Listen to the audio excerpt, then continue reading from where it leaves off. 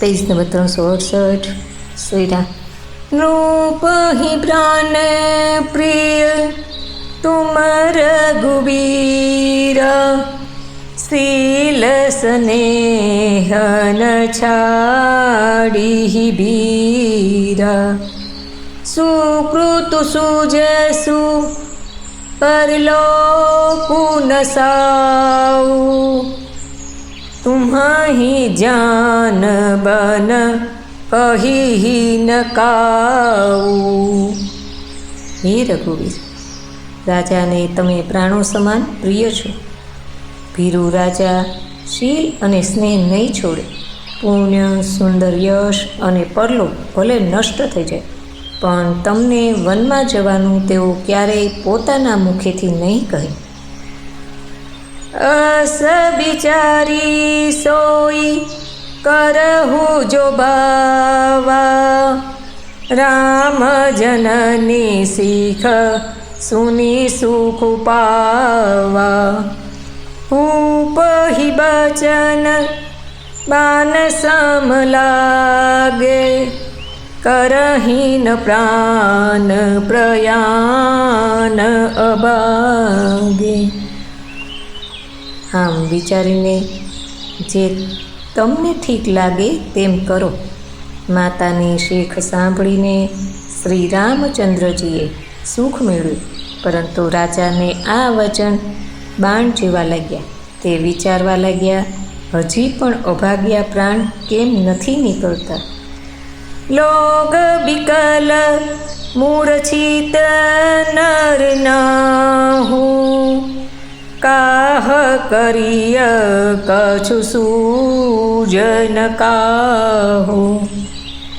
रामु तुरत मुनि बेशु बनाई, चले जनक जन निहि सिरुनाई।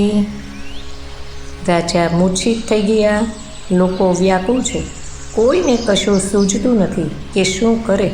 श्री रामचंद्रजी तरत ज मुनिनो वेश बनावीने अने माता पिताने शीश नमावीने चाली निकळ्या। सजी बने साजु समाजु सबु, बनिता बंधु समेत, बंदी भी प्रगुर चरण प्रभु, चले करी सब ही अचित। वननो दरेक साज सामान सजीने श्री सीताजी अने श्री लक्ष्मणजी सहित श्री रामचंद्रजी ब्राह्मण अने गुरुना चरणोनी वंदना करीने बधाने अचेत करीने चाल्या। निकसी वशिष्ठ द्वार भय ठाढ़े, देखे लोग बिरह दवडाढ़े।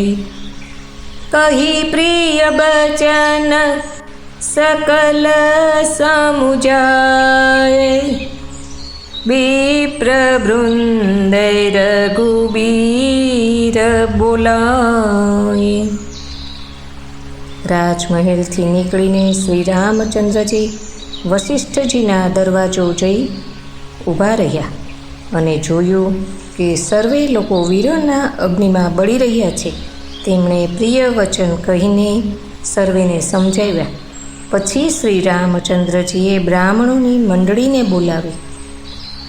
ગુરસન કહી બરશાસન દીન હે, आदर दान विनय बस कीन है। चाचक दान मान संतोषे, मीत पुनीत प्रेम परितोषे। गुरुजीने कहीने ते बधाने वर्षासन आप्या અને આદર દાન તથા વિનયથી એમને વશમાં કરી લીધા। પછી યાચકોને દાન અને માન આપીને સંતુષ્ટ કર્યા તથા મિત્રોને પવિત્ર પ્રેમથી પ્રસન્ન કર્યા।